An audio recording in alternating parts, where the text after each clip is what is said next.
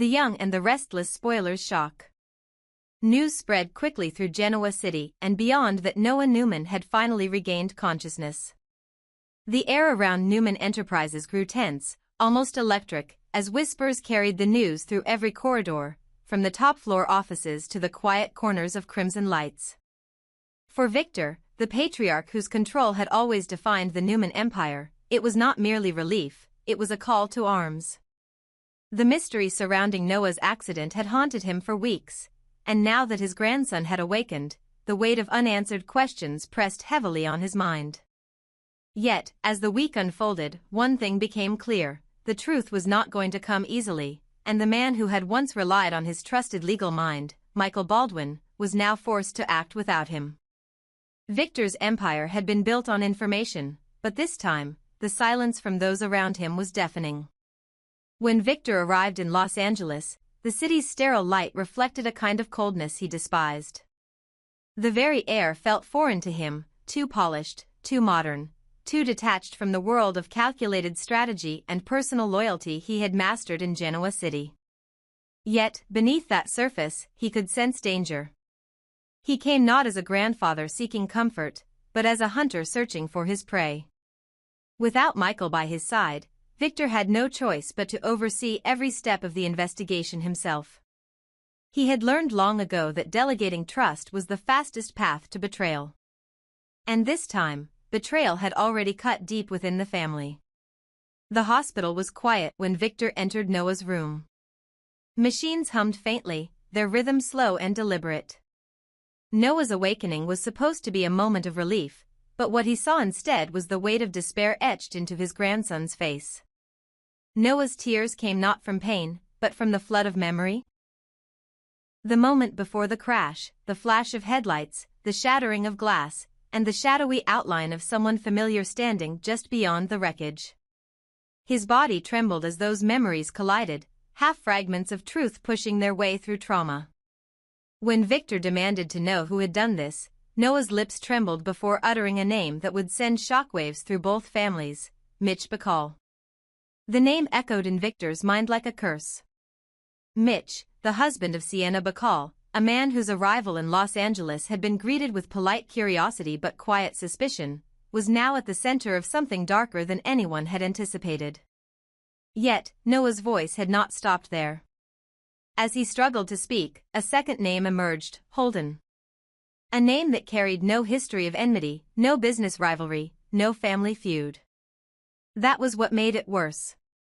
It meant this was not revenge born from the past, it was an orchestration, a manipulation from someone standing in the shadows, using others as pawns in a game that Noah had unwittingly stepped into.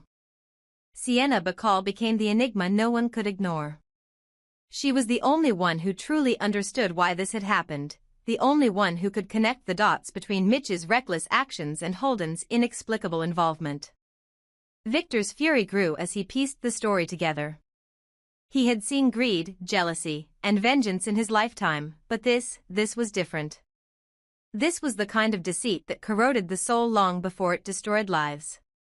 Sienna had always carried an air of quiet sadness, but now her composure looked more like guilt.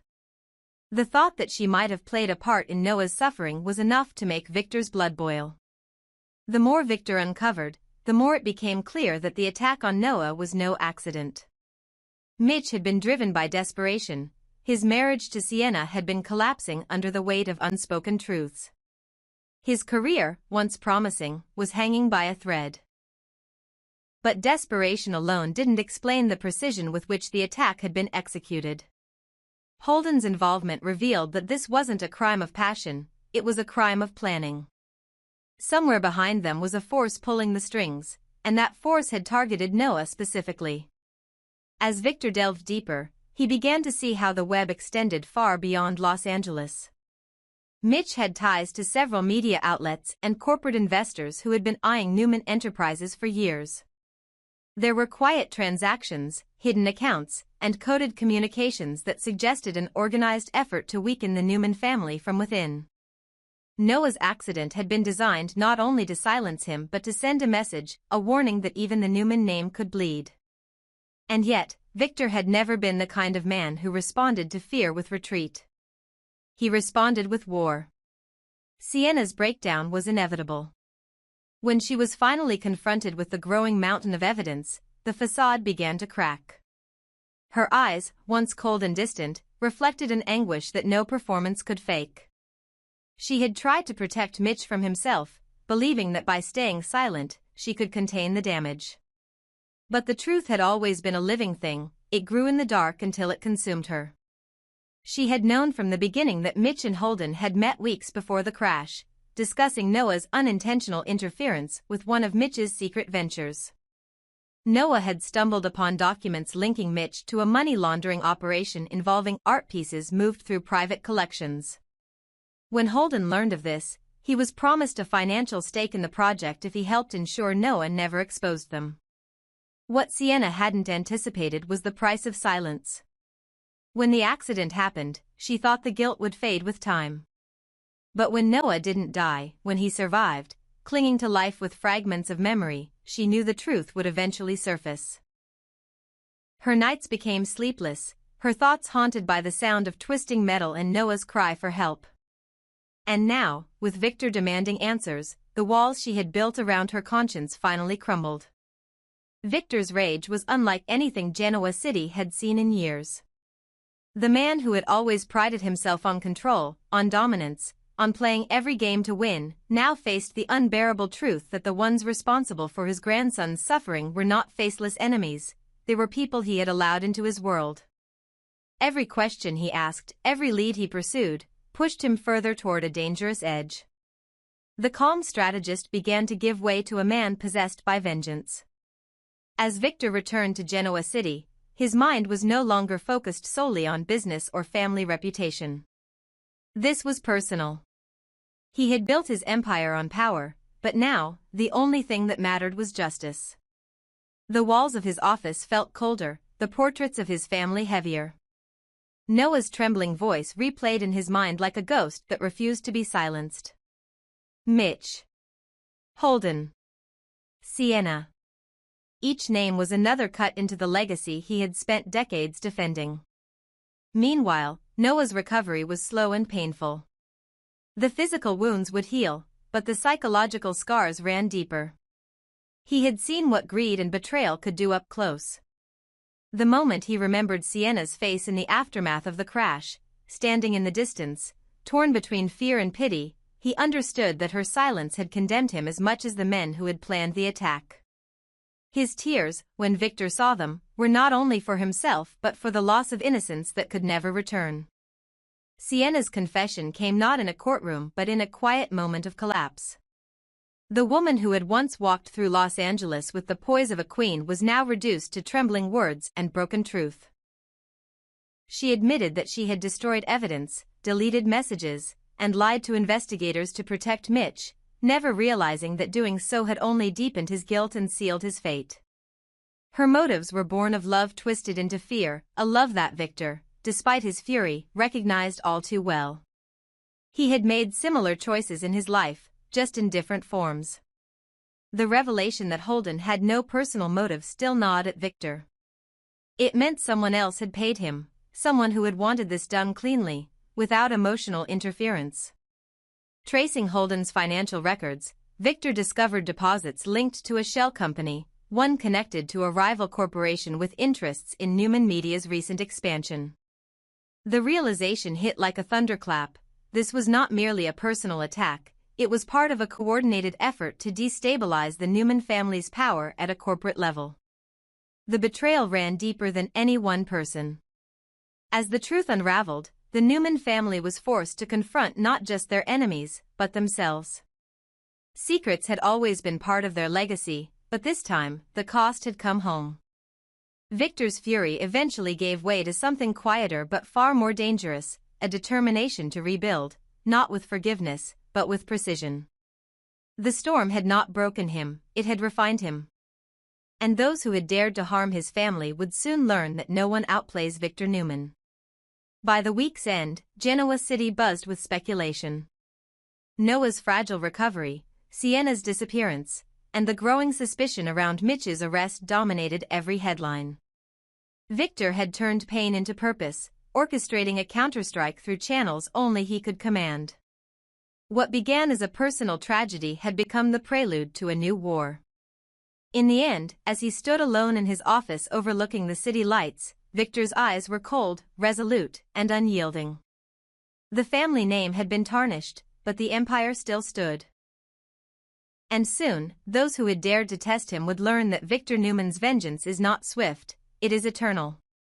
Victor had never been the kind of man who forgave betrayal. Time might dull the pain, but for Victor Newman, it never erased the memory of those who dared to cross him. Mercy was not in his nature, it was a weakness he refused to entertain. Every slight, every deception, every act of harm against his family was catalogued somewhere deep inside him, stored like a ledger waiting for balance. So when Mitch Bacall vanished from Los Angeles, slipping through the cracks of law enforcement like a ghost, Victor knew it was not a coincidence, it was strategy. Someone was helping Mitch stay hidden, and Victor was determined to smoke him out, no matter how far he had to go. Holden, on the other hand, had not been so lucky. His arrest came quietly, late in the evening, when the city was already asleep. The flashing lights of police cars reflected off glass buildings, cold and sterile, mirroring the man's own expression as he was led away in handcuffs. For all his calculated composure, Holden understood the gravity of what awaited him. He wasn't afraid of the law, he was afraid of Victor. That fear ran deeper than any punishment a court could impose. He had seen what Victor could do when he was cornered, how he destroyed reputations, manipulated systems, and used silence as a weapon sharper than any blade. In Genoa City, there were two unspoken truths: no secret stayed buried, and no one defied Victor Newman without paying the price. In the interrogation room, Holden's mind worked faster than his lips. He knew every question asked by investigators was just the beginning. The real reckoning would come later, and it would come from Victor himself. He imagined those dark eyes staring across the table, quiet but calculating, the kind of stare that stripped away every lie before it was even spoken. Holden understood that the only way out of this was not through denial but through strategy. He could not play games with Victor, he had to survive him. Meanwhile, Victor's patience wore thinner by the hour. The longer Mitch remained missing, the more Victor's instincts sharpened into suspicion. Mitch had resources, but not enough to vanish without help. There was an invisible network protecting him, one that extended beyond Sienna's shattered influence. Victor had seen it before, the quiet assistance of powerful people trying to bury their own involvement. And if Mitch thought he could outmaneuver a Newman, he was about to learn how wrong he was. The tension around the hospital thickened when the news broke that Noah had slipped back into unconsciousness. His brief moments of awareness had offered hope, but now, that hope flickered on the edge of despair. The doctors could only do so much, the rest was a battle between Noah's will and his body's exhaustion. Yet those few minutes when he had awakened were enough to send ripples through Victor's world. Noah had tried to speak, his voice hoarse, his words fragmented but urgent. It was as if something inside him fought to reveal the truth before it was too late. In those miraculous 5 minutes of clarity, Noah's trembling hand had reached out, and his lips formed words that were both a warning and a revelation. Victor had leaned close, his entire being focused on every syllable, every breath. Noah's memories came in flashes, Mitch's face illuminated by streetlights, the metallic taste of blood, and another shadow, one that didn't belong to Holden or Sienna. There was someone else there that night, someone neither police nor Victor had considered. But before Noah could finish, the strength left him, and the monitors erupted in alarm. Nurses rushed in, pulling Victor back, and once again, silence claimed the room. Those 5 minutes became an obsession. Victor replayed them in his mind like an unfinished puzzle, every word echoing, every hesitation pregnant with meaning.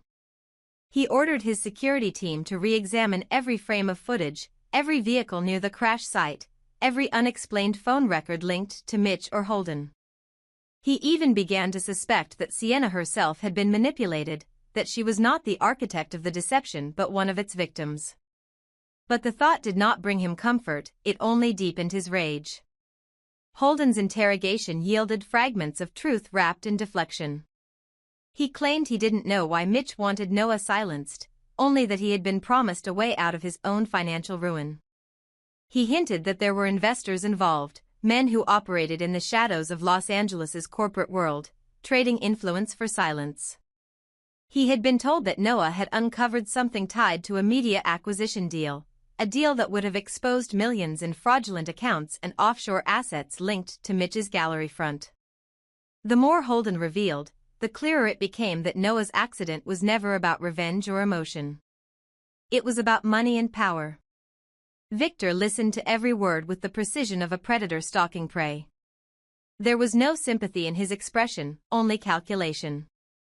He knew Holden was holding back, testing the boundaries of what could be said without sealing his own fate.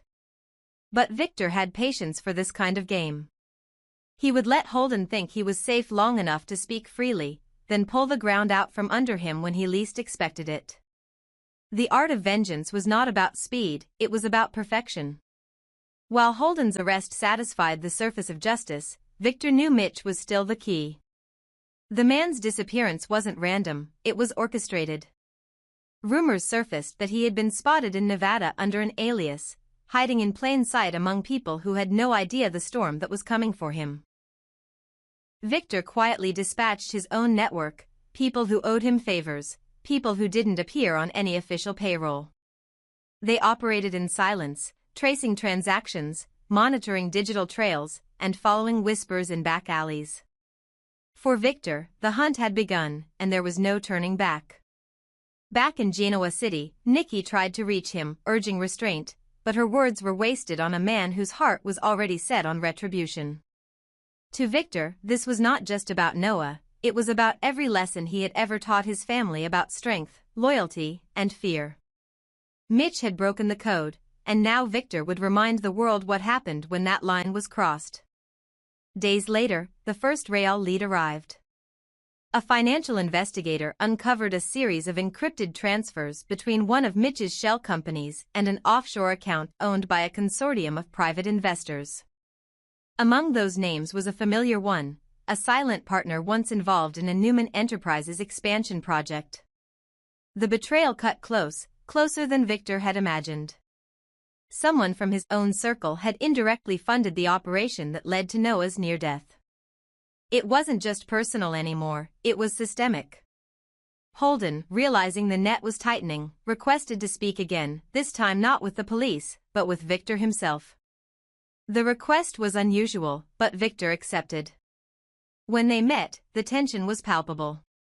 Holden's hands shook slightly as he explained that he had never meant for Noah to be hurt, that Mitch's obsession had spiraled beyond control.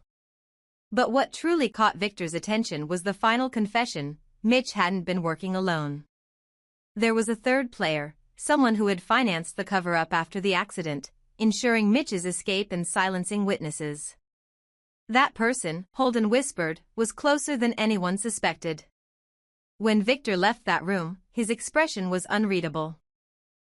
He had learned to master his emotions long ago, but deep within him, the fury was beginning to boil again. Every step of this ordeal had peeled back another layer of deceit, exposing rot where there should have been loyalty. He thought about Noah, lying motionless in that hospital bed, fighting for life while the world outside played its cruel games of power and greed. The thought hardened him even more. And yet, beneath the relentless drive for justice, there was something human left, an old man's grief disguised as rage. Victor had built his life protecting his family, shaping their destinies, and enforcing their loyalty. But as he watched Noah struggle between life and death, he realized that no empire, no fortune, could ever guarantee safety. The ghosts of his past, the deals, the enemies, the manipulations, had come full circle, haunting the next generation. As night fell over Genoa City, Victor stood at the window of his office, the city lights glimmering like distant memories. Somewhere out there, Mitch was running, and Holden was breaking beneath the weight of his own fear. But Victor Newman had never lost a war he was willing to fight. This would not be the first. He would find them all there, the guilty, the silent, the complicit, and when he did, there would be no courtroom, no jury, no mercy. For now, Noah lay still, but even in his fragile state, his fight wasn't over. Somewhere within him, the truth was still alive, flickering like a dying flame refusing to go out. And if fate allowed, when he opened his eyes again, he would finish what he had started. Because in the Newman family, silence was never permanent, it was only the calm before the storm.